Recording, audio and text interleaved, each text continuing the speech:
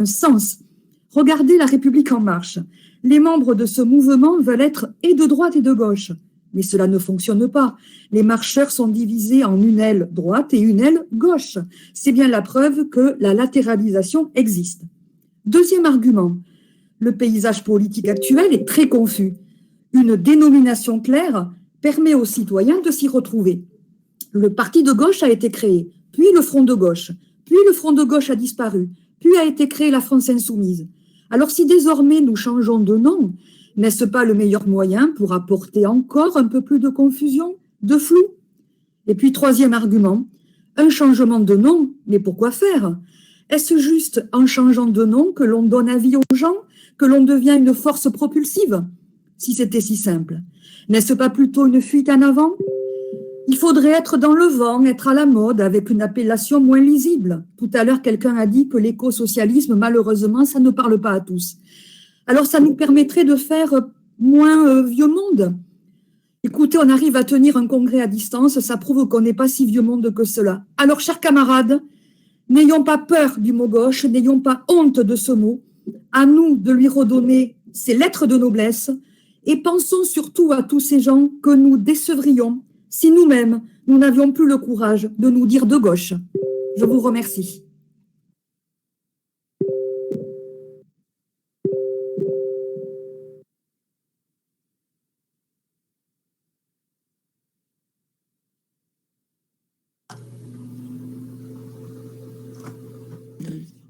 Attends, Yvonne, deux petites secondes, on a une petite annonce. Vas-y, Tomek. Oui, effectivement, ça fait un bout de temps qu'on. Alors, on se rend bien compte que c'est un débat extrêmement important. En revanche, ça fait pas mal de temps qu'on débat là-dessus. Il faudrait qu'on avance. Donc, le bureau propose que, vu que le nombre d'interventions en pour et en contre sont pairs actuellement, qu'on en, euh, qu'on en reste là pour l'instant pour les arguments et qu'on passe à la suite.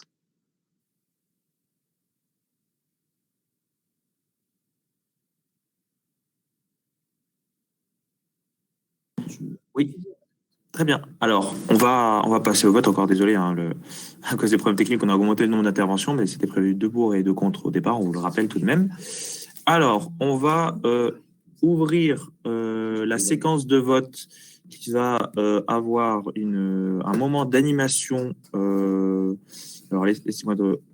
Ah oui, ok, des images de rassemblement de la commune à Lyon, si je ne me trompe pas.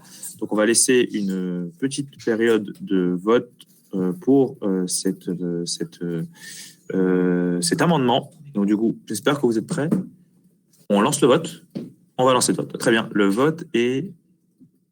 Attention. C'est bon. Le vote est lancé. Il est 17h55 à ma montre. On se donne jusqu'à 18h pour le vote sur cette question. Donc, le même procédé que tout à l'heure. Vous allez dans Bureau de vote, vous cliquez sur l'urne, vous saisissez la référence du vote et vous votez en précisant bien votre numéro individuel de vote. À tout à l'heure, et pendant ce temps-là, on va mettre une petite animation. Je vous remercie.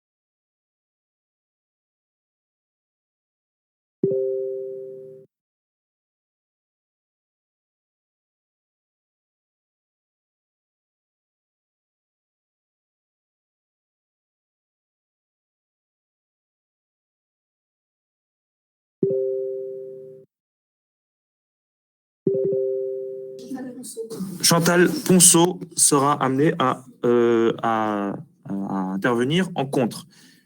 Donc, Chantal se prépare. Et normalement, Cécile, ouais, on me dit que tu es déjà dispo t'es déjà en disponibilité technique pour intervenir. Et Chantal se prépare. On va te donner Et Chantal, normalement, ouais, tout à l'heure. Cécile, c'est à toi.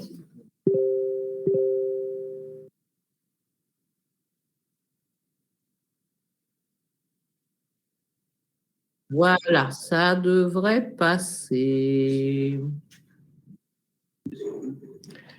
Donc, j'interviens pour, parce que je crois que tout à l'heure, il a été dit brièvement que j'intervenais en contre. Donc, évidemment, j'interviens en pour l'approbation de la plateforme d'orientation, pour être tout à fait clair. Alors, je vais un peu répéter ce qui a été dit, parce que par Claudio, d'une part, et par Jean-Christophe dans son introduction, pour dire que c'était à l'origine un texte dont la structure générale était satisfaisante et la ligne générale était satisfaisante, mais qui laissait encore trop de choses dans le flou. Et il a beaucoup évolué avec des choses qui ont été peu discutées et peu évoquées, mais qui sont quand même assez critiques sur ce qu'on appelle les problèmes écologiques au sens propre du terme, avec toute la dimension de la biodiversité qui était absente du texte et qui a été largement intégrée. Donc ça, c'est vraiment important, avec toute une série d'analyses qui ont été précisées, mais je pense que c'est pas là-dessus que se fait le clivage entre le pour et le contre, mais je crois quand même qu'il faut en tenir compte, parce que de ce point de vue-là, le texte est beaucoup plus satisfaisant. Maintenant, une des questions qui sont claires, qui sont clairement posées depuis le début d'ailleurs, et aussi dans l'intervention de Jean-Luc, c'est finalement la question de notre articulation en tant que parti avec la France insoumise. Et là, à travers les divers amendements qui ont été adoptés, en particulier disons, dans la deuxième partie, ceux qui analysent l'État, ceux qui ont été intégrés du moins, qui analysent finalement la problématique du dépassement comme étant à la fois quelque chose qui est notre feuille de route, mais dont l'état actuel n'est pas suffisamment satisfaisant pour qu'on puisse dire que le dépassement est réalisé et que nous devons réaliser une fusion heureuse. Les choses ont été vraiment précisées. Et donc, de ce point de vue-là, c'est satisfaisant.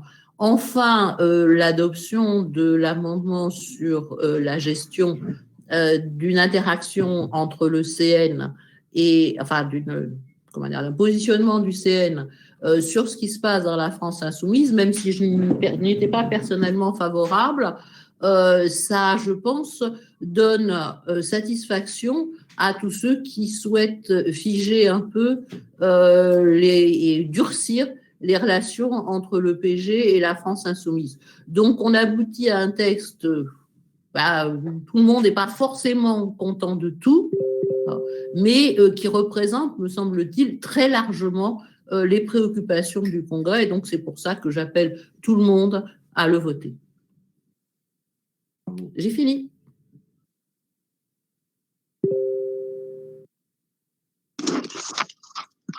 Merci. C'est donc maintenant à Chantal de prendre la parole. Donc là, vous m'entendez? Donc apparemment, vous m'entendez. Donc je vais commencer à parler. Donc je m'inscris en contre un peu au nom de la plateforme alternative pour les travaux de cette plateforme d'orientation. La raison principale, c'est le manque de démocratie dans le parti, c'est-à-dire on reçoit des tas d'informations sur des choses à faire, mais des informations sur de choses où on nous demande notre avis, pas trop. Donc, ça pose un vrai problème à tous les comités, à toutes les personnes qui sont à la base. Ce manque de respect des personnes adhérentes au parti de gauche fait que beaucoup se sont tirés, parce qu'on avait trop ras-le-bol de cette façon dont on a été traité. Vous pouvez coller des affiches, et encore on n'en a pas. Affiche de la France insoumise, oui. Affiche de PG, non, ça n'existe pas de toute façon. On est France insoumise ou on n'est rien. Voilà, tel que c'est fait aujourd'hui. Sur ce, je vais vous lire quelque chose qu'on avait préparé ensemble pour être plus clair dans mon propos. Alors, notre dernier congrès avait réaffirmé la place et le rôle des comités. Depuis, plus rien. En l'absence d'une impulsion nationale, le nombre de comités se sont réduits ou ont disparu. Au nom de la réalité de notre perte en effectif, il ne faudrait plus regrouper les adhérents qu'au niveau départemental. Cette situation ne peut pas se pérenniser. Seule une réorientation politique et stratégique volontaire pourra inverser la tendance à cette contradiction. Un constat d'échec ne peut justifier la pusillanimité. Je vais y arriver. Seule la volonté doit nous animer pour dessiner la nouvelle voie à emprunter. Nous affirmons notre détermination à rendre force et vigueur au PG, tant par son fonctionnement démocratique que nous voulons à l'image d'une constituante pour une 6e République, que par ses engagements et sa visibilité. C'est vrai que je me sens très peu en mode 6e République dans ce parti. Je suis très, très souvent choquée. Et sur les municipales à Montpellier, dont je fais partie, je peux vous dire qu'on a été choqués. Le PG, parti authentiquement de gauche, a une responsabilité historique face à la politique d'austérité de plus en plus belliqueuse menée par le capitalisme financier. On a des choses à faire ensemble, faisons-les. Sa place est naturellement à l'unisson des révoltes et des luttes populaires, qui ne vont pas manquer de se multiplier. Il doit s'y faire connaître en tant que parti bien identifié et dans l'action, avec des mots d'ordre clairement définis, au plus près des citoyens, défendre les libertés, combattre les inégalités et le chômage, lutter contre la pauvreté et la précarité. C'est une condition nécessaire dans la perspective d'une victoire aux élections présidentielles et législatives. Et pour ça, il faudrait que vous croyiez un petit peu, que vous croyiez un petit peu dans le fait que les gens, à la base, ils ont des choses à dire, ils ont des choses à faire, ils ne sont pas complètement idiots. L'intelligence collective existe, il faudrait peut-être compter dessus et pas penser que c'est juste les gens du SEN qui pensent. Les gens du CN peuvent prendre part aux décisions. La décision prise par le CN doit être entendue et pas seulement le SEN qui décide les choses. Voilà, je vous remercie. Merci beaucoup, Chantal. Du coup, comme nous l'avions prévu, il y a eu deux défenses du pour et deux défenses du contre. On va donc pas procéder au vote. Avant ça, le bureau voulait juste rappeler que lorsqu'on s'inscrit, il faut mieux cadrer son intervention et la faire en rapport avec le débat actuel. Donc, nous vous proposons de passer au vote. Nous vous proposons donc de passer au vote jusqu'à 18h35.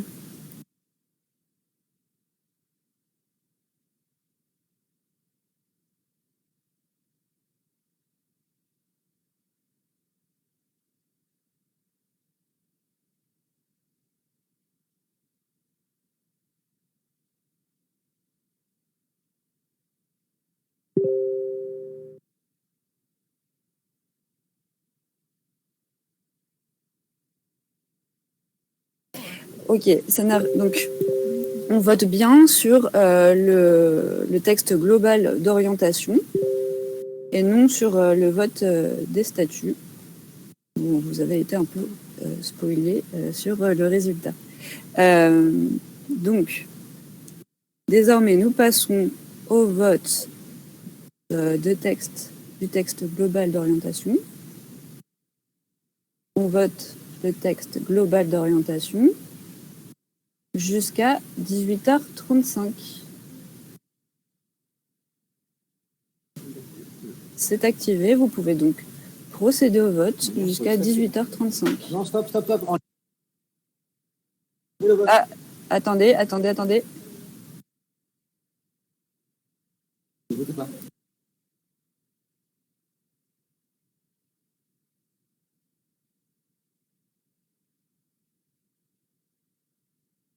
Désormais en ligne, le vote d'orientation globale est en ligne. Vous avez jusqu'à 18h36 désormais.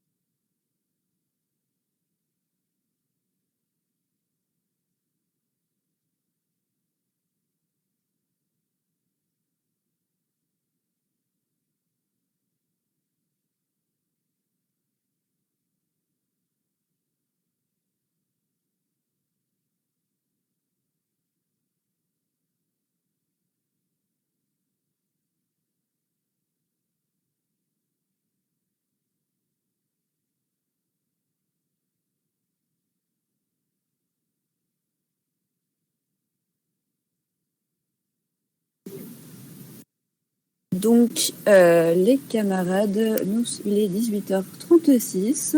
Le vote, vote final de la plateforme d'orientation a eu lieu. Nous allons pouvoir passer à la prochaine étape. Donc déjà, nous nous excusons pour tout ce qui s'est passé aujourd'hui sur les problèmes techniques.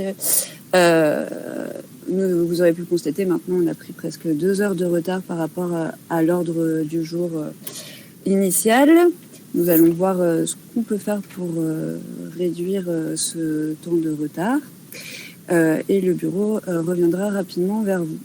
Nous allons maintenant pouvoir passer au vote, à la discussion, au résultat du vote sur le nom du parti.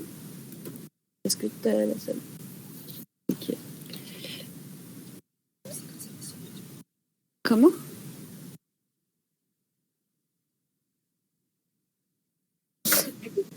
Du coup, les résultats vont être affichés. Le nom du parti de gauche ne changera pas cette fois-ci, avec un large vote en faveur du fait de garder le nom parti de gauche. Nous allons maintenant pouvoir passer, on va vous transmettre très rapidement. Du coup, ça va vous être envoyé par écrit, mais du coup, pour le changement de nom, il y a eu 32 personnes qui ont voté pour le changement de nom, 103 personnes contre le changement de nom, et une personne s'est abstenue. Donc, large victoire pour garder le nom de parti de gauche. Merci pour ce vote, camarades. Nous allons donc pouvoir passer à la discussion suivante sur le changement du sous-titre.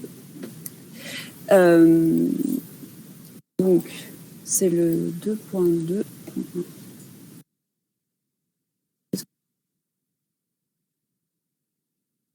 Donc, sinon, nous conservons le parti de gauche, le nom de parti de gauche, mais nous ajoutons la devise pour une république éco-socialiste. Donc, le vote non l'a emporté. Donc, nous gardons le nom de parti de gauche, mais remplaçons-nous du coup notre devise actuelle pour une nouvelle devise pour une république éco-socialiste.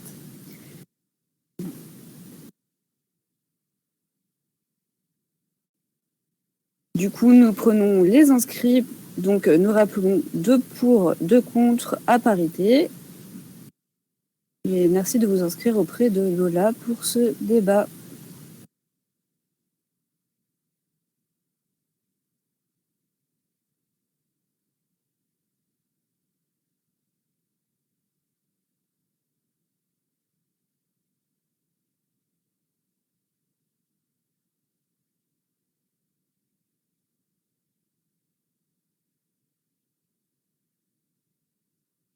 Nous avons déjà un inscrit en pour. Y aurait-il des inscrits en contre?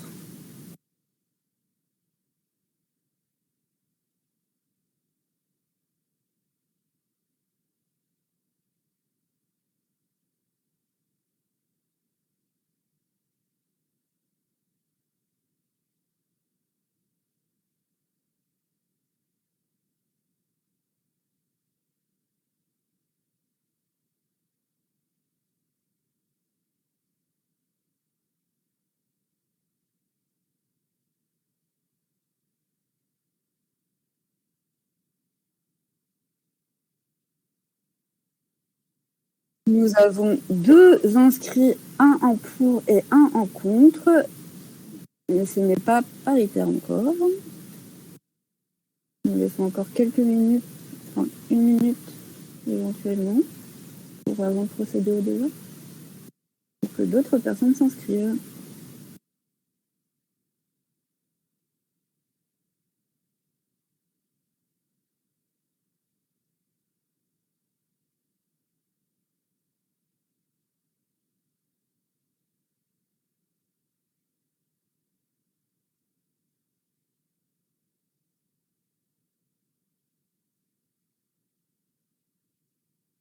Nous avons donc 2 inscrits.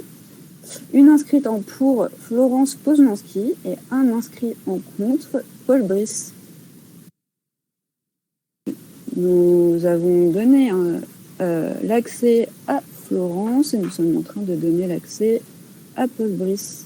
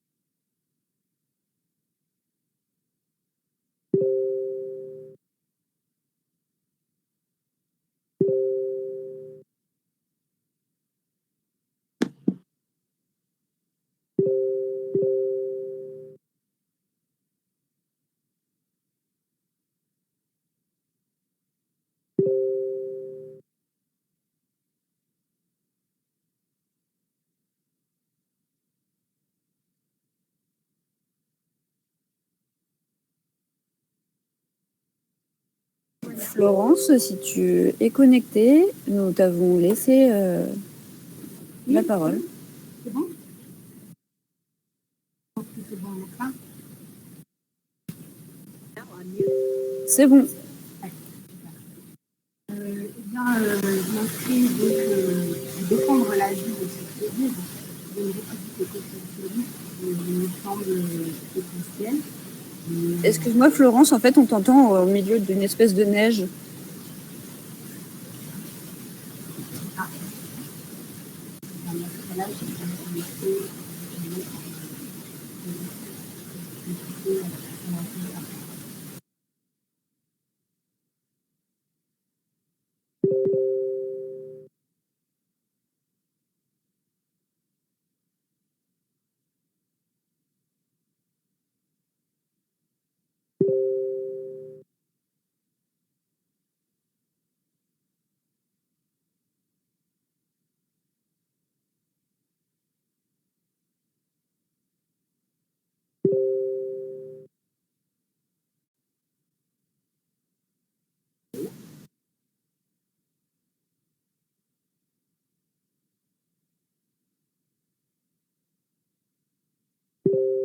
Florence, est-ce que ton micro fonctionne désormais? Allô, allô.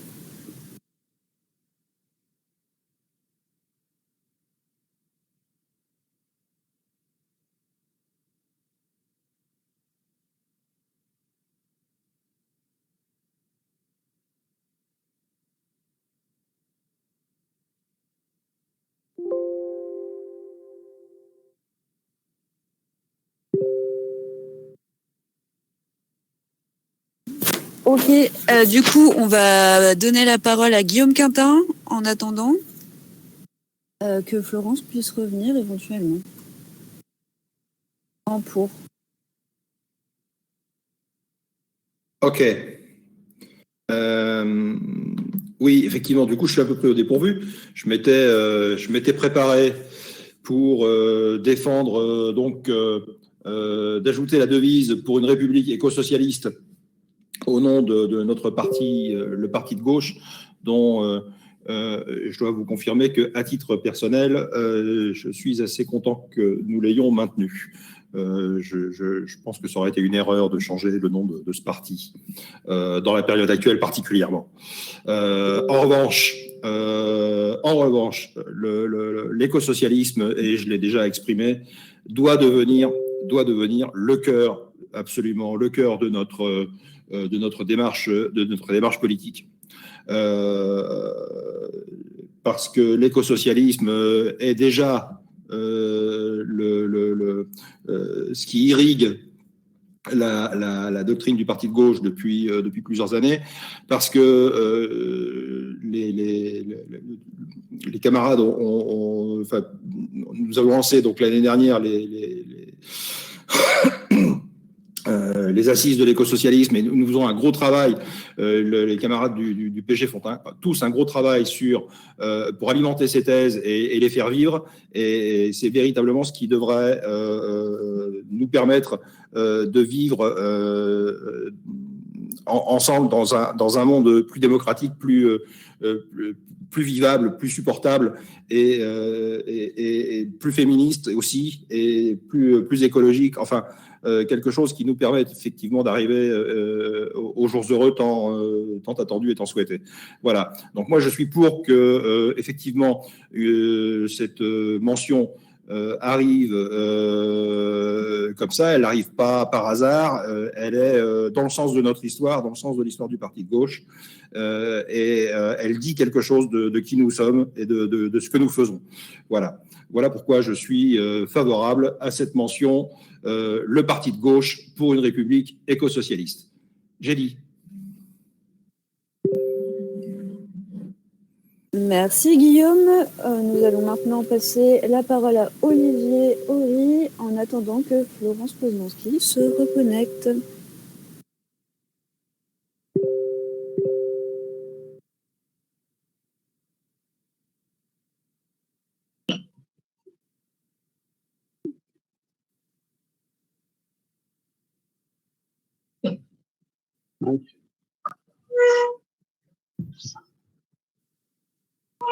Non, je me dis, calme. Vas-y, laisse-toi vers ta sœur. Voilà, merci. Désolé. Hop, tac. Je m'installe. Voilà.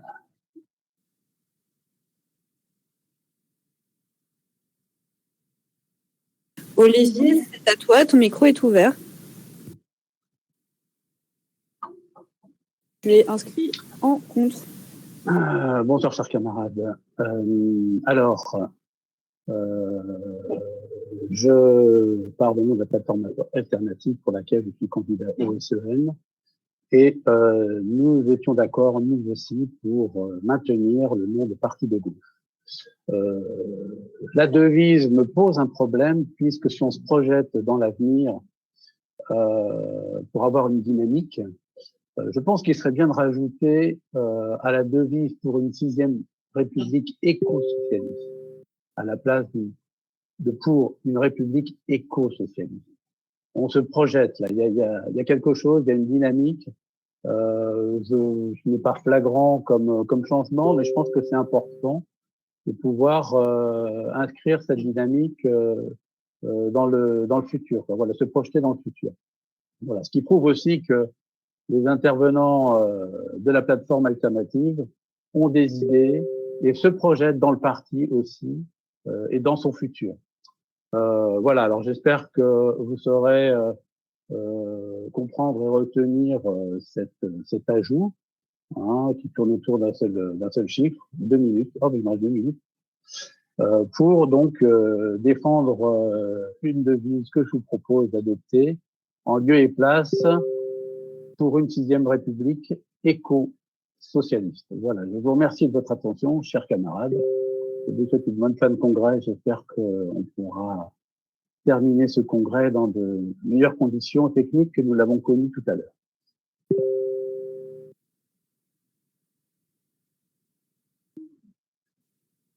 Merci Olivier.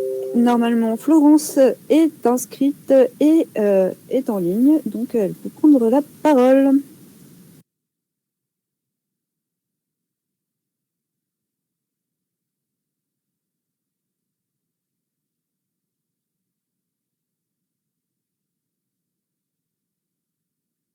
Florence, normalement, ton micro fonctionne, est activé, donc tu peux y aller.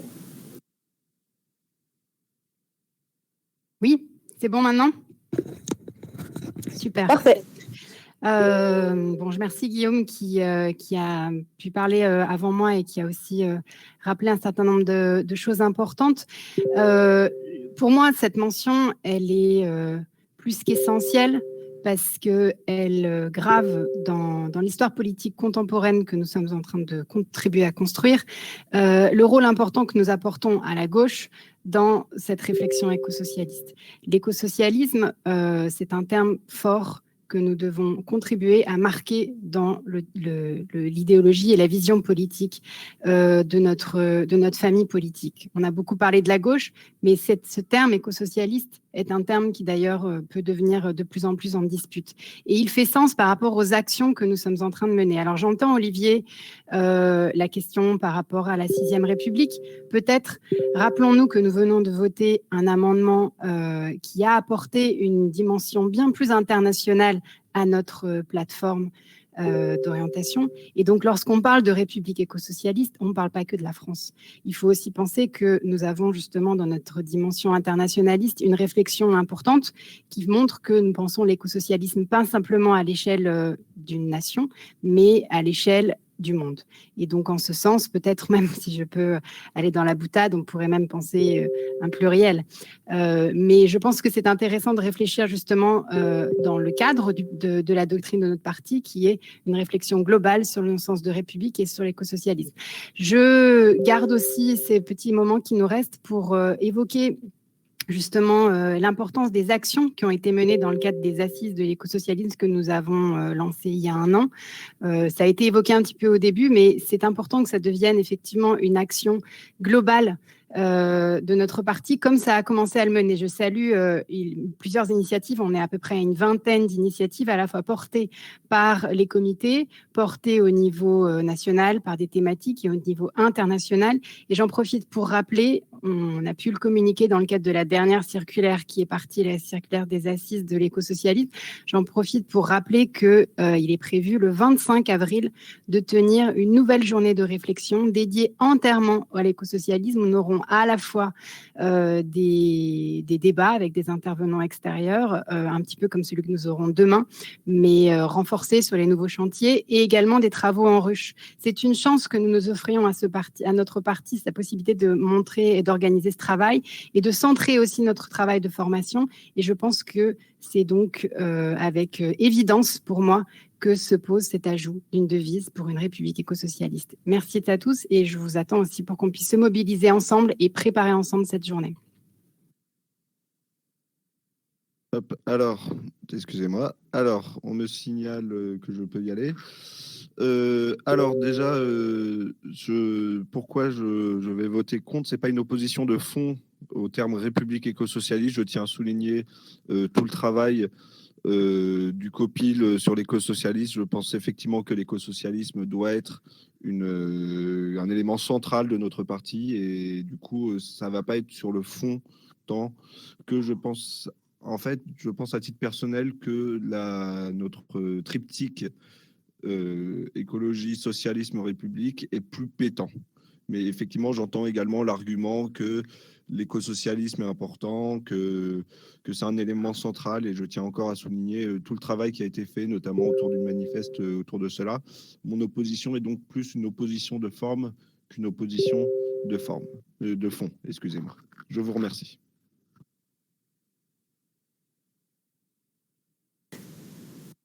Merci beaucoup, camarades, pour toutes vos interventions.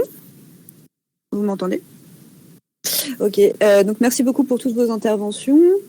Nous allons maintenant pouvoir passer au vote. Les votes dureront 8 minutes. On reprend à 19h03. Pendant ce temps, une vidéo sera diffusée. À la fin de la vidéo, on reprendra donc sur la présentation Le Parti de gauche, parti de lutte, avec Émilie et Philippe. À tout de suite.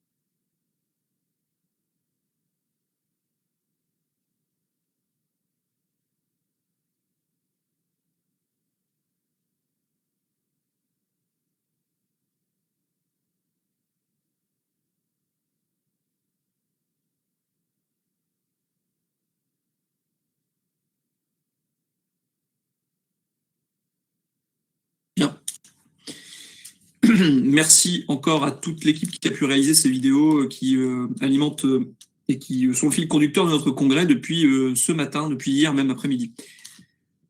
Je vais donc entamer ce troisième temps de cette journée qui s'inaugure par une intervention du secteur des luttes, puisque vous savez que notre parti, dès sa création, s'ancre dans les luttes sociales et écologiques.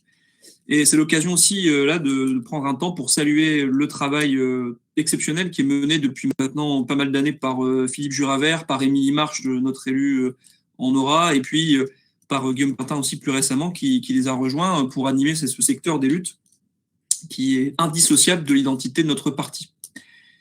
Alors, je vais laisser la parole à Émilie, et puis je ne sais pas si Philippe aussi nous rejoindra. C'est Philippe qui commence en fait. Donc, faut le mettre, il est comme modérateur, il faut le mettre dans le micro. Très bien. Donc, je vais demander à l'équipe du bureau d'ajouter Philippe en modérateur pour qu'il puisse nous présenter un peu le bilan justement de l'activité de l'espace des luttes cette année et puis depuis le dernier congrès. Mais vous voyez que cette période a été riche en lutte sociale, de la fin du quinquennat de François Hollande jusqu'à maintenant le début, même les 2 tiers du quinquennat d'Emmanuel Macron. On l'a vu sur les vidéos qui viennent de passer, le parti de gauche est ancré et toujours présent en première ligne sociale. Alors Philippe est connecté. Philippe, je te laisse la parole. Merci Julien. Merci Julien. En tous les cas, merci à tous. C'est une joie d'être parmi vous, même si c'est très frustrant. Je ne vous cache pas, pour une dernière, en tant que secrétaire national, j'aurais voulu partager 1000 anecdotes et voir et scruter vos visages dans toutes les régions. Là, j'ai le bonheur de voir Émilie, Julien et Thomas, donc évidemment, c'est un privilège. Mais ça, c'est quelque chose qu'on aura l'occasion de partager, je pense, à un autre moment. J'ai préparé un petit texte. Parce que vous vous doutez bien que avoir 2 mandats réunis, il y a tellement de choses à dire, il faut faire court, et je suis pressé en même temps d'écouter, d'entendre, je suppose comme vous, Émilie Marche, qui pour nous représente avec tous les camarades du Parti de gauche l'avenir.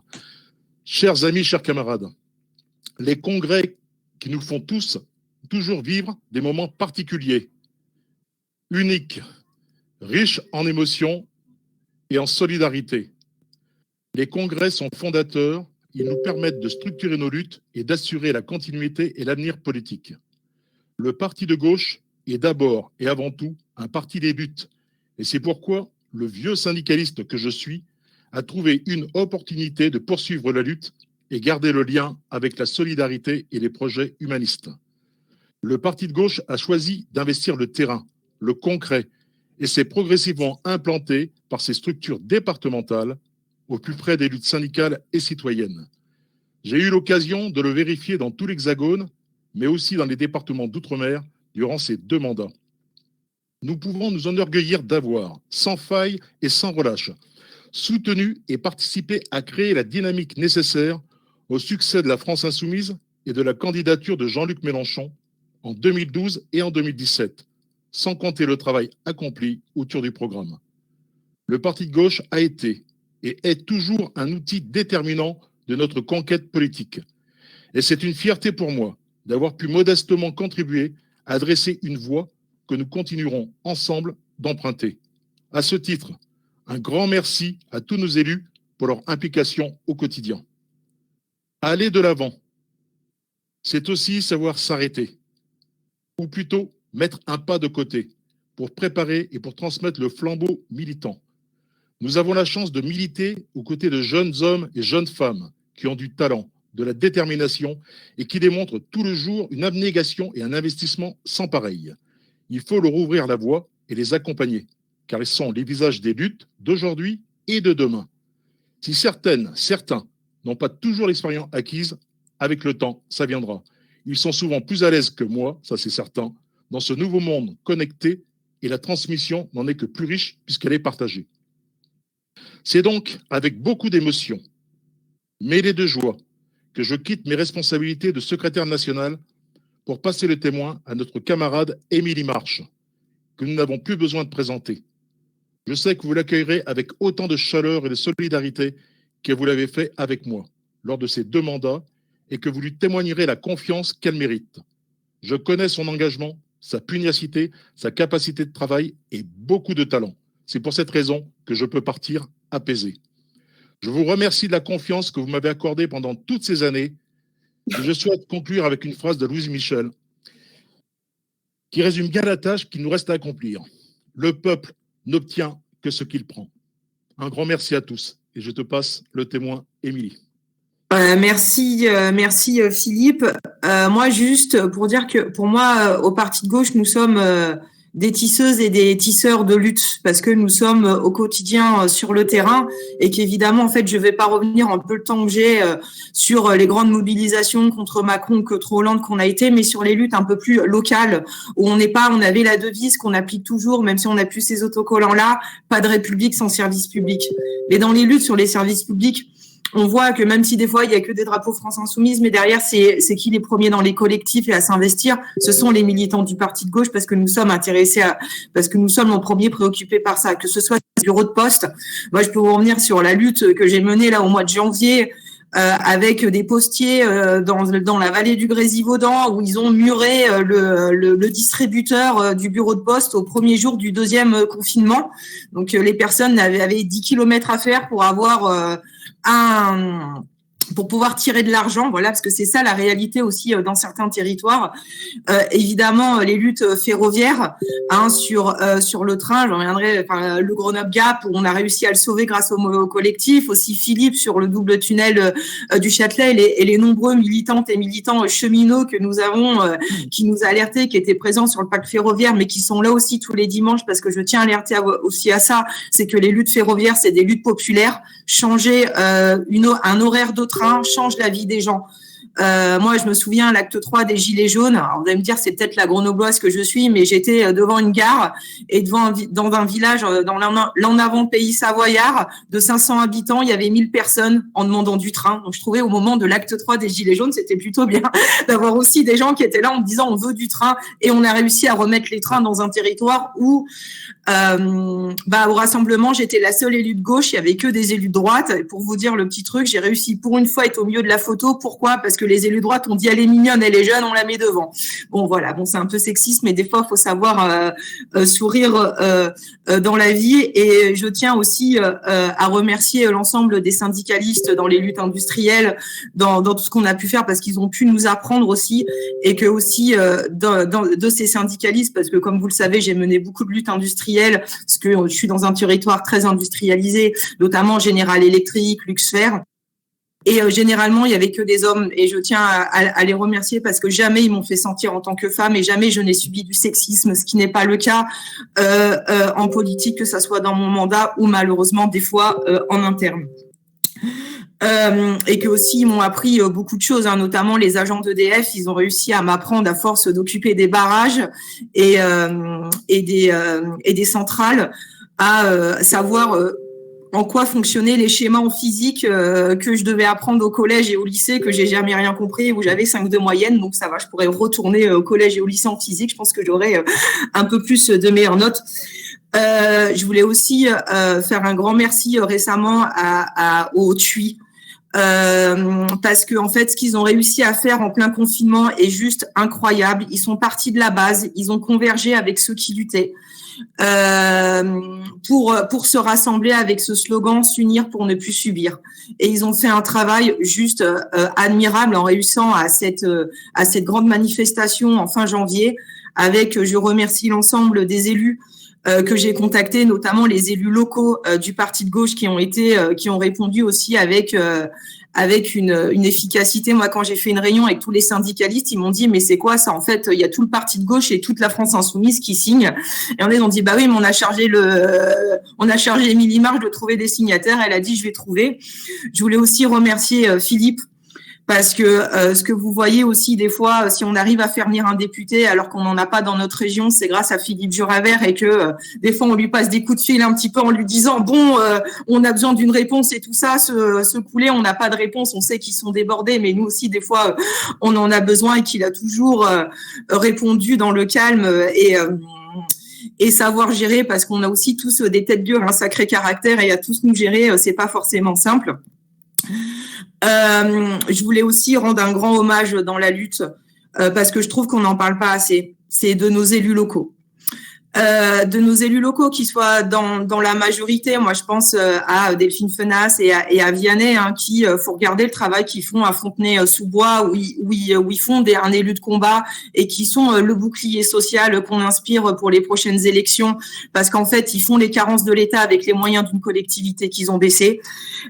Aussi, les élus d'opposition, hein, je pense à Dominique Fier, l'élu d'opposition de Aix-les-Bains, là où il y a eu, alors lui, il est seul élu de gauche, hein, voilà, même le PS n'existe plus sur ce territoire-là.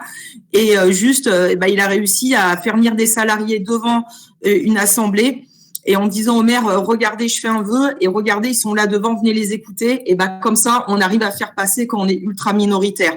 Donc tout est qu'une question de rapport de force et d'aller dans les et d'y aller ensemble.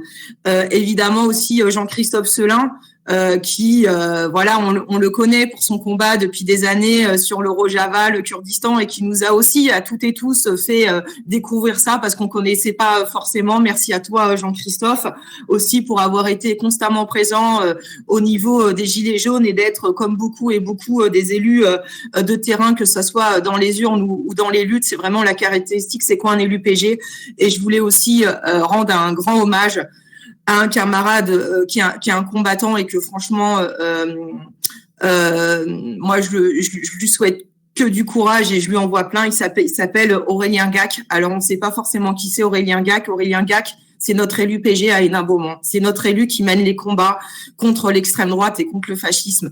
C'est notre élu qui, quand il rentre dans un conseil municipal, il sait qu'il va passer de sales moments et qu'il peut avoir des menaces. C'est un élu qui est là aux côtés des associations pour faire rempart contre le fascisme et notamment sur les baisses du secours populaire que fait cette mairie fasciste. Parce que oui, le Rassemblement national est un parti fasciste et que grâce aussi au combat de Jean-Luc Mélenchon quand il était coprésident du parti de gauche, nous pouvons mentionner que le Rassemblement national est un parti fasciste et ça c'est notre combat gagné, c'est nous, c'est personne d'autre et ça sera personne d'autre. Enfin, je voulais aussi Hélène Lecacheux, hein, qui souvent au CN nous a apporté cette lutte, qui a été la première à en parler sur les femmes de ménage, sur la condition des sous-traitantes. Hein, merci à toi, Hélène, et aussi d'être présent au quotidien. Je voulais aussi apporter un soutien énorme à Gilles Reynaud, qui est un camarade du PG, qui récemment est passé au prud'homme. Parce qu'il a été auditionné à l'Assemblée nationale et que ce jour-là, il n'était pas au bureau. Seulement, on sait tous que à son poste de travail, surtout, on sait tous que depuis l'affaire Benalla, c'est obligatoire. Et en fait, Orano, ce qui dénonçait les conditions de sous-traitance du nucléaire, et en fait, juste Orano l'accuse d'avoir abusé de la liberté d'expression. Il y a une pétition. Moi, je vous invite à tous aller la signer, à la faire signer, à faire un petit post Facebook, un soutien à Gilles, parce que lui aussi, moi, pour avoir été dans des luttes avec lui, il parle vraiment des oubliés, ce qui s'appelle les sous-traitants du nucléaire. C'est des personnes qui, au bout de 30 ans de métier, sont toujours au SMIC et n'ont aucune reconnaissance. C'est des personnes qui ont des cancers de la thyroïde et qui ne peuvent pas se faire reconnaître ça en maladie professionnelle. Et c'est des personnes à qui on donne des postes de sécurité qui est extrêmement importante parce que le nucléaire est quand même une industrie dangereuse et que sans eux, on n'y arriverait pas. Donc, je vous appelle vraiment parce qu'en fait, ce qu'on veut faire, c'est faire taire Gilles et faire taire tous les syndicalistes et ça fait extrêmement peur parce que juste, moi, je pensais pas dans mon mandat de conseillère régionale, puisque j'arrive à la fin, on fait des bilans, passer autant de temps devant des tribunaux à défendre des syndicalistes ou des militants ou des militants parce que on les accusait par rapport à la répression syndicale. Hein. Philippe, vous voyez une photo dans le diaporama aussi. Il y en a, ils ont rigolé, c'est un exploit, hein, Philippe, parce que je t'ai fait vivre quand même de belles aventures, hein, comme venir à Grenoble, te dire bon tu vas intervenir en te mettant debout sur un kangou au milieu de drapeaux solidaires et de Sudrail, parce que oui, parce qu'on avait 7 syndicalistes au moment de la réforme ferroviaire qui avaient fait une action manifestations, ce qu'on appelait les nuits de la colère, et qui était qu'on s'approprie le quai de la voie A de la SNCF parce que c'est un bien public. Et en fait, les syndicalistes ont chanté la chanson de Brel, les bourgeois, c'est comme les cochons. Et donc, du coup, ça s'appelle une insulte à cadre à la SNCF. Et donc, il y avait aussi énormément de monde. Et non, en fait, on voit Philippe assis, il n'a pas osé se mettre debout, il avait peur d'abîmer le kangou de Sudra. Il a dit, en tant que représentant du PG et de la France Insoumise, ça la ferait mal. Et aussi, je voulais, dans les 2 dernières minutes, en fait, alors je vais peut-être paraître régionaliste, mais je suis désolée à tous les autres camarades. J'en ai cité que certaines, mais je sais qu'il y en a plein sur les luttes de gare ou les fermetures de lignes ou les bureaux de poste. On y est tous et tous impliqués, mais j'en connais plus certaines que d'autres. Mais dans les 2 dernières minutes, moi, je voudrais remercier l'ensemble des camarades d'Auvergne-Rhône-Alpes. Voilà, les camarades du PG qui m'ont toujours soutenu. Parce que sans eux, il y a plein de trucs que je ne serais pas arrivée à faire. Et pour finir, parce que je suis une émotive, je voulais finir par cette phrase de Emma Goldman. Alors, je sais, Emma Goldman n'est pas une communarde, mais c'est une révolutionnaire du temps de la Révolution. Si vous n'avez pas eu l'occasion de lire sa vie, je vous incite vraiment à la faire, notamment sur le féminisme et tout ça. Et je pense qu'on en a besoin en ce moment dans les luttes. C'est de la joie de vivre. Et donc, dans le combat, et donc en fait, Emma Goldman, elle a dit « Je ne pense pas qu'un combat pour une cause devrait signifier le renoncement à la vie et à la joie. » Et je pense que nous devons recréer des agoras de lutte festives. Et voilà, parce que dans la lutte, il y a la vie, il y a le combat, et ne lâchons rien. Voilà. Merci, Émilie. Merci vraiment pour qui conclut bien ton intervention, vraiment riche et dense. Et merci spécial aussi à Philippe, que j'ai eu l'occasion de côtoyer plusieurs fois dans le Nord. Sambre-et-Meuse, Valourec, PSA sont des noms qui t'évoquent chose, puisque voilà, au nom des camarades du bureau, au nom du camarade du Congrès et des camarades du Nord, que tu connais bien, et notamment Françoise Dupont qui est aussi ici dans la salle comme déléguée, eh bien, nous te remercions de tout notre cœur, Philippe, et on espère te revoir très vite aussi sur le chemin des luttes avec nous, on n'en doute pas. On va d'ailleurs passer à la suite, donc à l'ouverture du débat sur le vote global donc, des statuts. Nous prendrons 2 pour et 2 contre, en insistant, camarades, sur la parité. Et n'hésitez pas à vous inscrire, comme d'habitude, auprès de Lola Rodriguez. Donc 2 pour, 2 contre, sur ce vote global concernant les statuts.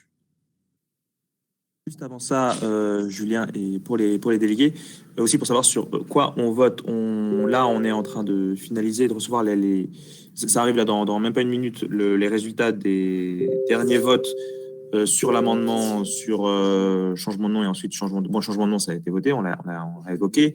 Et changement de devise, on va vous annoncer les résultats. De la même manière, on va aussi... voilà pour le changement de devise, donc vous voyez là.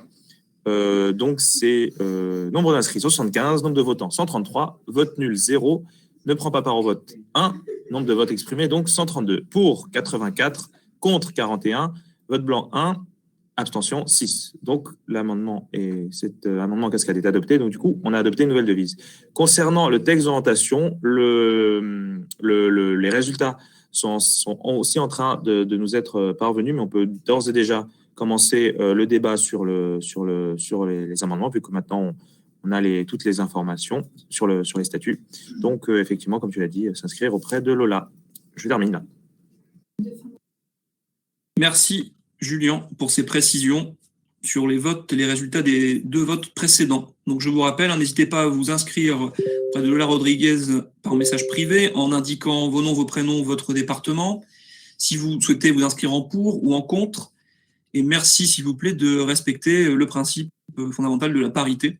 Ce serait quand même intéressant que l'on l'atteigne cette fois-ci sur ce vote.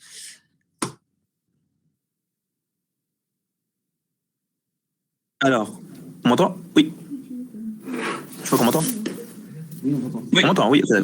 Oui, alors, on a déjà 2 inscrits deux inscrites d'ailleurs en pour, première fois, et 1 inscrite en contre aussi, première fois. Donc, on peut déjà faire au moins 1 pour et 1 contre. On attend encore 1 contre pour que la deuxième pour puisse intervenir. Donc, on va appeler la première pour ce vote final sur les statuts, qui est Isabelle Lerner. Et en contre se prépare Céline Pio. Voilà. Très bien. Donc Isabelle Lerner, est-ce que les modérateurs peuvent... Allez, Isabelle à la tribune, s'il vous plaît. Donc Isabelle Lerner.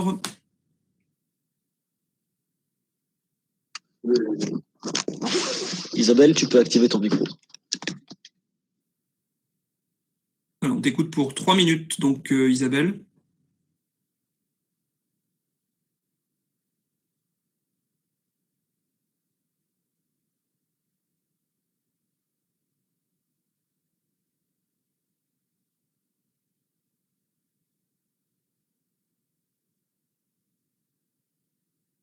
Isabelle.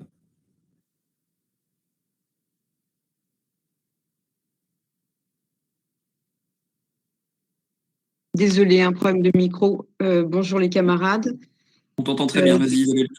Donc, j'estime que les statuts ont été bien enrichis grâce aux amendements individuels et aux éléments issus de l'amendement global de remplacement, notamment sur la place des comités locaux.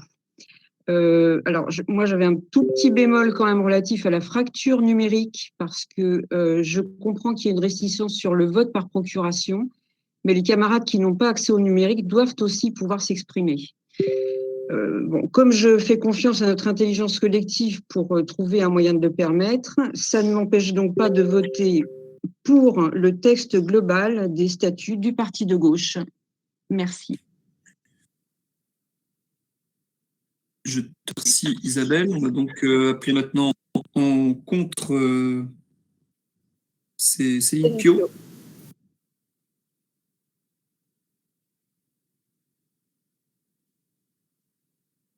On est en train de te donner l'accès à la tribune pour 3 minutes toujours. Céline, nous t'écoutons. C'est bon, c'est parfait? Oui. Très bien, merci. Alors en fait, je ne vais pas revenir sur la totalité de la journée où vous avez considéré, les membres du SEN actuel, que notre plateforme alternative n'était pas une plateforme, mais simplement voilà, un texte qui ne râlait que sur quelques petits points de détail. Non, c'était vraiment un document qui s'inscrivait véritablement dans le fond et pour davantage de démocratie interne. Alors, on a l'impression que la fuite des adhérents n'est simplement que constatée, accompagnée, mais que le PG ne se donne pas d'outils pour lutter contre cette perte d'adhérents. Et en 2017, il avait été évoqué la dissolution heureuse dans la France insoumise. Alors, il y a 2 solutions. Soit on arrête d'être un parti, et on le dit, et on n'est pas hypocrite, et on se dissout dans la France insoumise, soit on continue et on est un parti. Et alors, dans ces conditions, on se donne tous les moyens de l'être, même si la France insoumise est bien sûr notre cadre électoral, mais pas un mouvement qui doit remplacer le parti de gauche. Donc, dans ces conditions, nous sommes plutôt favorables au maintien des statuts de 2018, avec les comités locaux, avec la revue L'Intérêt Général, avec un journal, avec des outils, avec des drapeaux, avec plein de choses. Alors bien sûr, on est tous des militants, on est tous dans le même parti, mais on a plus envie de le muscler davantage et donc on veut des statuts qui correspondent plus à une démocratie interne qu'à une sorte de centralisation qui est en train de se faire et une dissolution dans la France insoumise qui ne dit pas son nom. Alors où on le dit et on est honnête, ou si on ne le fait pas, eh ben on y va. On est un parti, on reste un parti et on garde nos statuts actuels. Voilà. Merci. Merci. Merci. Donc maintenant, la parole est à Hélène Lecacheux pour défendre le pour. Et Pierre Coutonnier se prépare pour le contre. Bonsoir à toutes et à tous. Il est tard, hélas. Donc, comme vous, j'aurais bien aimé et préféré avoir un congrès en présentiel. Il y a trop de gens derrière ces écrans auxquels je pense que je n'ai pas vu depuis trop longtemps. J'aurais bien serré dans mes bras. Mais bref, avec les décisions absentes de ce gouvernement, on est mal barré pour que ce soit bientôt. Alors, pourquoi est-ce que je suis favorable à ce qu'on vote ces statuts? C'est parce que c'est nos règles de vie en commun. Et d'ailleurs, on ne s'y est pas trompé, c'est le texte qui a été le plus amendé parce qu'on sait tous que c'est très important. Notamment, l'amendement de remplacement général a aussi beaucoup traité de la question des statuts. La commission du débat a fait un travail remarquable. Si on compare le texte issu du secrétariat national qui était un projet de statut, et si on regarde le texte qu'on a eu ici, là, à l'entrée du Congrès, on voit qu'il a été énormément amendé et évolué grâce au travail de tous les camarades du Parti de gauche qui se sont concernés par ces règles de... Enfin, nous avons débattu cet après-midi sur 4 amendements et puis nous avons voté. Et on arrive à un texte aujourd'hui avec peut-être un point ou un autre sur lequel on peut avoir des regrets parfois, mais globalement qui nous donne des raisons de vivre en commun, collectivement, dans la période qui vient. Et en plus, ça nous promet beaucoup de luttes et de victoires. Et par ailleurs, pour répondre un peu à des choses qui ont été dites précédemment, par exemple, les luttes des femmes de chambre dont parlait Émilie tout à l'heure, je les ai toujours fait avec le drapeau Parti de gauche avec les anciens statuts. Je les ferai encore avec le drapeau Parti de gauche avec les nouveaux statuts. J'ai fini. Merci Hélène.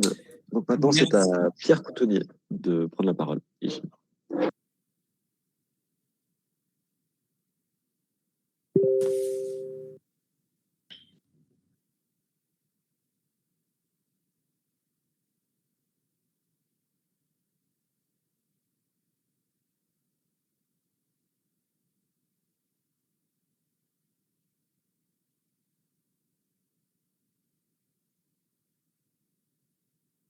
Pierre.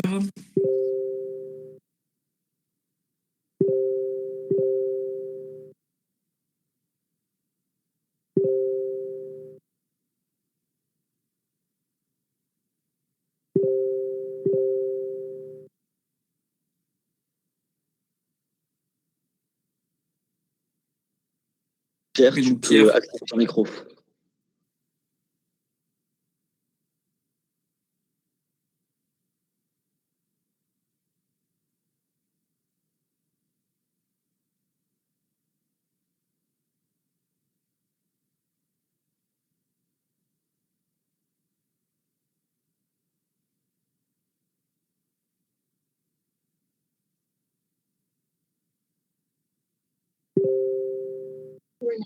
Voilà, c'est apparu. Vous m'entendez? Merci, mes camarades. Ces statuts nous paraissent inutiles et dangereux pour l'avenir de notre parti, et ce, à plusieurs égards. Dangereux, car ils portent la marque d'une recentralisation et une vision pyramidale de notre parti. Un des meilleurs exemples, par rapport au statut de 2018, concerne les comités locaux. Il est clair que dans ces nouveaux statuts, la main passe de ce point de vue essentiellement au niveau de l'Assemblée générale départementale. Cela nous paraît grave car cela entérine une vision minimaliste de notre parti. Et cette recentralisation et ce refus d'un maillage de proximité est contradictoire avec nos affirmations concernant l'écosocialisme où la notion de proximité est fondamentale. Les questions concernant la relation entre le mouvement qu'est la FI et le parti, qui est le PG, est quand même malgré tout encore mal éclaircie et problématique, car un parti ne peut pas dépendre d'un mouvement, sauf bien sûr à dénier tout intérêt à la forme partidaire et donc au PG. Dangereux, mais aussi inutile, car rien, sauf à notre sens ces mauvaises raisons, ne permet de comprendre pourquoi les statuts de 2018 devaient être modifiés. C'est pourquoi la plateforme alternative soutient le maintien et a soutenu et continue à penser que la solution résidait dans le maintien des statuts de 2018 et votera donc contre les statuts ici modifiés. Mes camarades, pas à la fin, puisque heureusement nous avons encore demain, mais déjà alors que notre congrès est bien entamé, je voudrais terminer par une citation de Jean Jaurès. Bon, c'est un peu vieux monde.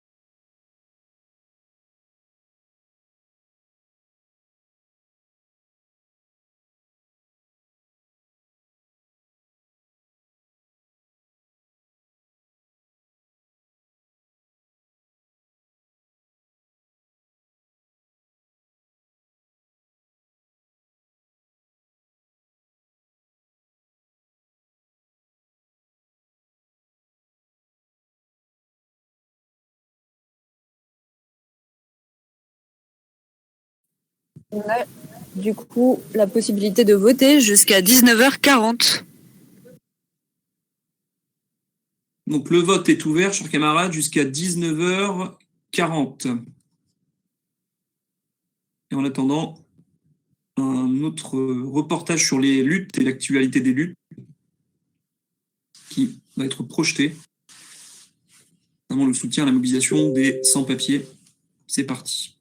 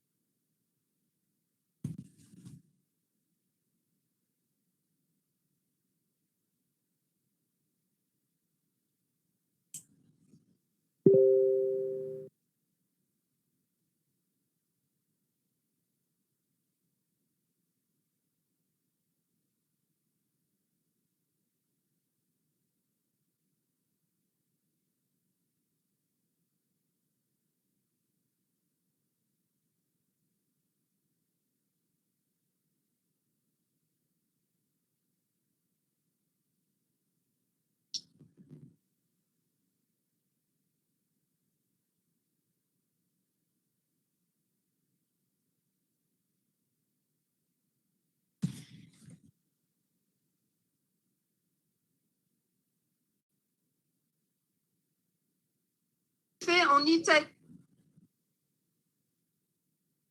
Attendez, je vois les. Ok. En Italie et en.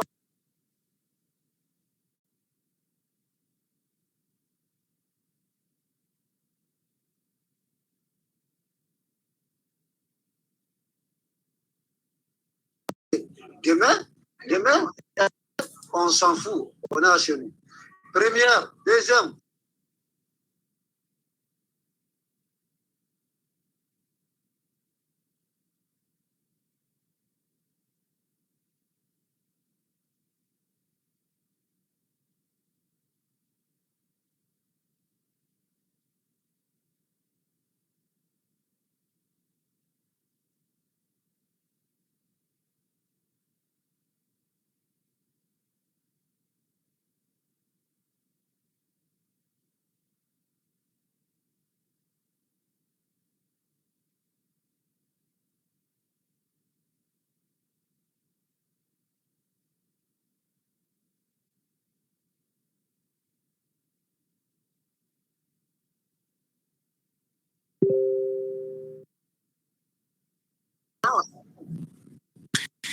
Merci. Donc, on va annoncer le résultat du précédent vote qui nous est parvenu. Et nous passerons ensuite à donc, le résultat sur le texte d'amendement global.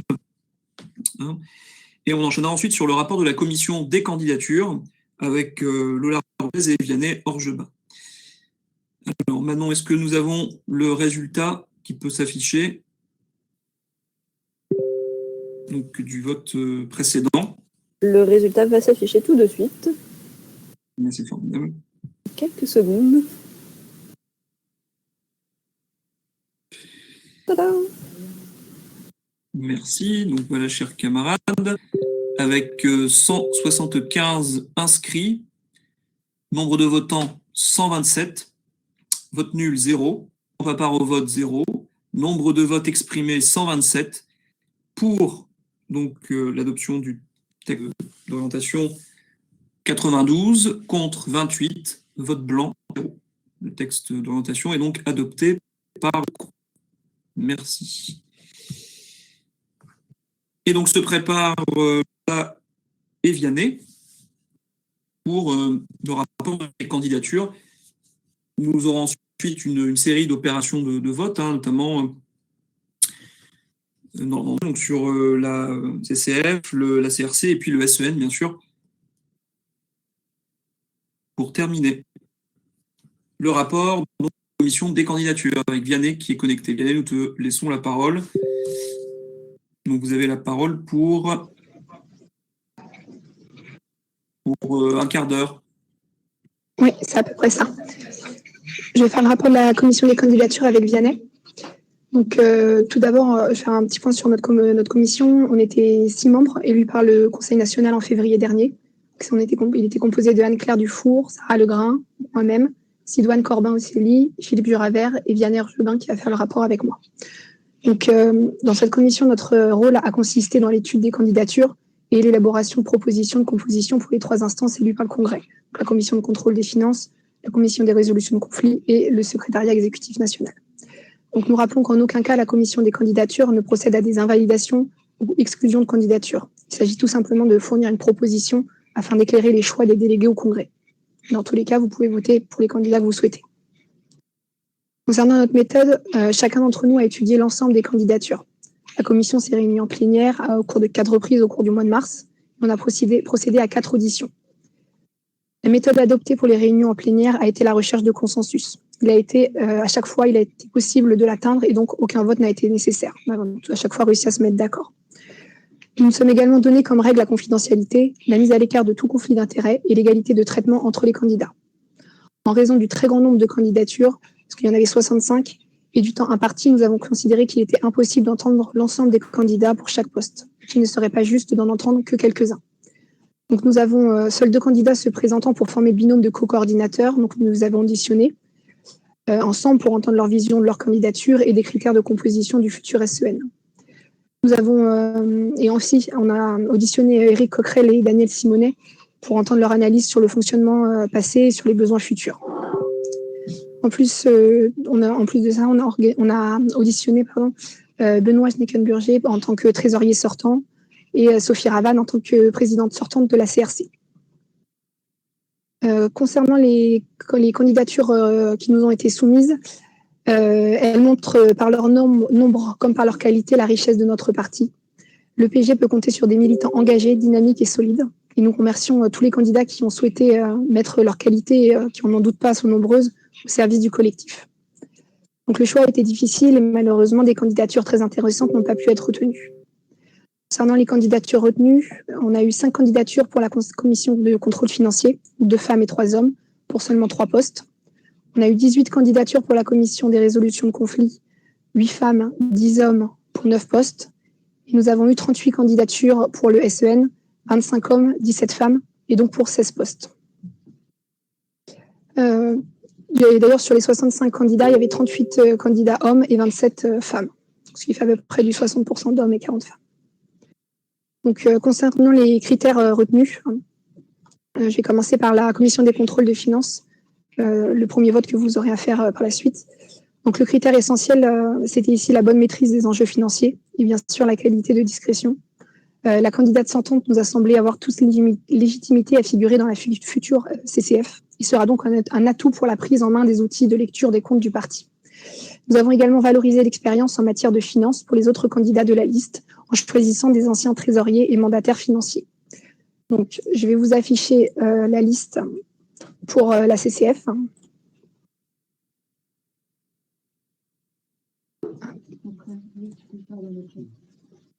Donc, il devrait s'afficher. Voilà, donc en candidate femme, nous avons mis Marie Tifagne du 94 et en candidat homme, William Abrahams et Benoît Schneckenburger. Je vais laisser la parole à Vianney qui va vous présenter les critères et la liste pour la CRC et le SEN. Vianney. Bonsoir à tous les camarades. Je suis ravi d'être à vous aujourd'hui pour ce congrès. Donc, concernant la CRC, la commission de résolution des litiges, nous avons certaines pour dans la liste des nous avons 5 ans. Alors, l'écrit en instant. Excusez-moi, Vianney, mais ton son est haché, en fait. On t'entend pas, Vianney. Vianney, on...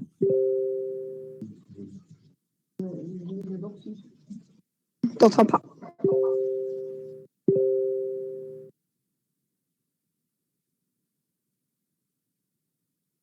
Voilà, on nous dit qu'il vaut mieux que tu interviennes en audio, juste.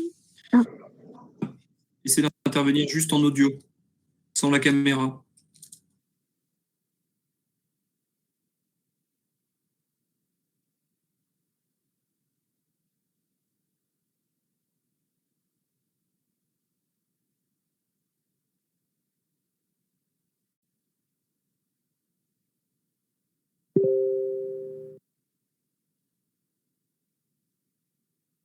Non, peut-être qu'on peut réinviter à la tribune. Je vais finir le rapport sinon, parce que je vois que Vianney n'est plus dans les modérateurs. Si quelqu'un peut le remettre, il continuera. Du coup, alors je vais reprendre pour la CRC. Donc, pour cette instance, il nous a semblé important d'assurer là encore une certaine continuité. C'est pourquoi nous avons inclus à notre liste de 9 membres 5 candidats sortants. Les critères pris en compte étaient également une bonne expérience du parti et de ses instances, des qualités de discrétion et de conciliation. Le critère de diversité géographique nous a paru particulièrement important pour cette instance, afin de s'assurer de composer une instance au fait de la diversité des réalités militantes de notre parti. Il a aussi semblé important que l'Île-de-France ne soit pas trop représentée, ainsi il n'y a qu'une candidate francilienne sur les 9 hommes. Donc, je vais vous mettre la liste que nous proposons pour la CRC. Alors, je suis désolée, la mise en forme est un petit peu décalée. Donc, chez les femmes, nous proposons Michel Basseville, du 35, Brigitte Blanc, du 57, Héloïse Dreux, du 75, Roselyne Grac, du 6, Sophie Ravanne, du 33.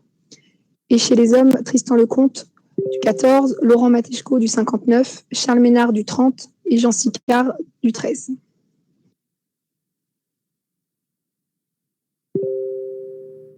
Continue avec le SEN. Donc, déjà, je vais faire un point pour au niveau de la revendication au nom de la plateforme alternative, parce que ça a été un de nos premiers questionnements qui a surgi autour du traitement des candidatures se revendiquant de cette plateforme. Nous avons reçu énormément de candidatures, pour l'essentiel au poste de SEN, qui ont annoncé dans leur profession de foi se présenter au nom de cette plateforme et faisant référence à l'amendement global déposé, et ont procédé à un copier-coller exposant les mêmes motifs. Dès lors, nous sommes posé la question de savoir si ces candidats étaient à considérer séparément, malgré les difficultés pour les différencier dues au copier-coller, ou comme à bloc, c'est-à-dire comme une liste alternative d'ores et déjà constituée. Nous rappelons que notre rôle n'est pas d'étudier la validité des candidatures ou d'en rejeter, et de proposer une composition cohérente pour un secrétariat national chargé de la mise en œuvre du texte d'orientation adopté par le Congrès. Il nous a semblé logique, dans l'esprit du parti Creuset qui est le nôtre, de tenir compte d'une éventuelle volonté de fusion des signataires de cette plateforme avec le texte du SEN et d'envisager dans ce cas-là une liste incluant des candidats se revendiquant de cette plateforme. Nous nous sommes tournés vers la commission du débat pour s'assurer qu'elle nous informe de tout processus de fusion. Il nous a été confirmé que les fusions avaient été refusées à plusieurs reprises par les mandataires.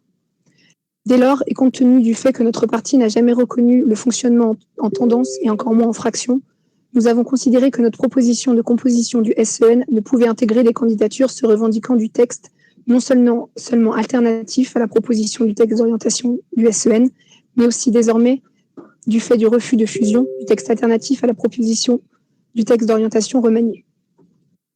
Nous avons considéré ce critère de plateforme alternative mis en avant dans les professions de foi comme un critère déterminant exigeant qu'elle soit mise de côté, quelles que soient par ailleurs les qualités des profils et tâches sur lesquelles ils se positionnent. En dehors de cette plateforme, les autres critères, nous avons porté une attention particulière à l'expérience militante, à distinguer de l'âge, car de jeunes militants ont déjà une longue expérience au PG et inversement. L'implication dans l'animation locale et nationale du parti de gauche, l'implication sur certains secteurs thématiques, la prise en charge des tâches fonctionnelles, mais aussi les profils professionnels, les mandats électifs exercés. Nous avons donc été sensibles aux candidatures montrant une implication dans diverses tâches du PG, ainsi que dans l'animation locale, et semblant prêts à s'engager dans leur rôle de secrétaire exécutif de notre parti, rôle prenant en termes de temps et d'énergie, comme nous l'ont rappelé les coordinateurs sortants. Sans se focaliser sur les qualités individuelles, nous avons cherché avant tout leur complémentarité au sein d'un collectif cohérent. Donc, la liste que nous présentons a été réalisée après de nombreuses heures de réflexion et de débat. Nous avons veillé à ce que cette liste que nous présentons comprenne des profils différents et complémentaires. Nous avons été attentifs à la diversité et la complémentarité en termes d'expérience, de tâches, de secteurs, de profils militants, d'implantation géographique et d'appartenance socio-professionnelle. Je vais maintenant vous afficher la diapositive avec les candidats. Bon, voilà. Chez les femmes, nous avons donc en coordinatrice Hélène Le Cacheux et en coordinateur Jean-Christophe Célin chez les hommes. En candidate femme, nous avons Danielle Attala, Manon Coléou, Delphine Fénas, Elénie Ferlet, Isabelle Lerner, Émilie Marche et Florence Poznanski. Chez les hommes, il y avait Pierre Boutry en tant que trésorier, Alexandre Caïto, Claudio Calfouquir, Juliane Calfouquir, Julien Foucou, Laurent Levard et Guillaume Quintin.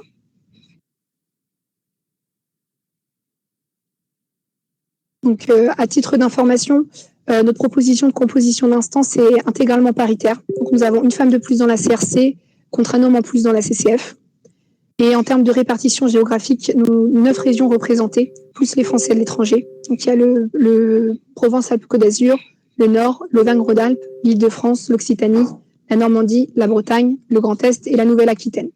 Donc, sur les 13 départements avec le plus grand nombre d'adhérents du UPG, 11 sont représentés. Voilà, nous vous souhaitons un bon congrès et un bon vote.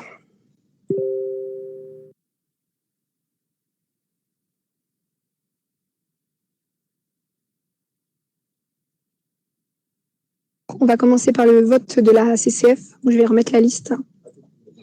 Voilà. Donc, et Juliane va faire l'explication de vote. On va vous réexpliquer l'explication du vote, notamment au niveau de la gestion des bulletins.